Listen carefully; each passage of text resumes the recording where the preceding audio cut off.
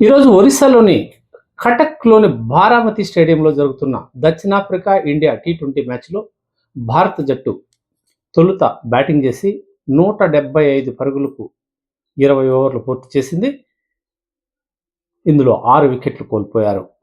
Score వివరాలు ఒకసారి పరిశీలిస్తే అభిషేక్ శర్మ 17, శుభమన్ గిల్ 4, సూర్యకుమార్ యాదవ్ 12, తిలక్ వర్మ 26, అక్షర్ పటేల్ 23, హార్దిక్ పాండ్యా 59, దూబే 11, జితేష్ శర్మ 10 పరుగులు చేశారు. మొత్తం 6 వికెట్లకు 175 పరుగులు పూర్తి చేశారు.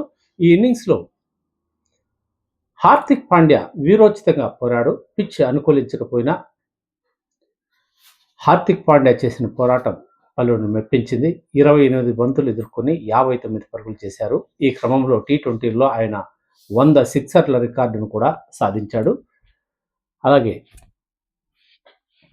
తిలక్ వర్మ టీ20లో 1000 పరుగులను కూడా పూర్తి చేసుకోవడం ఈరోజు ఆటలో విశేషం.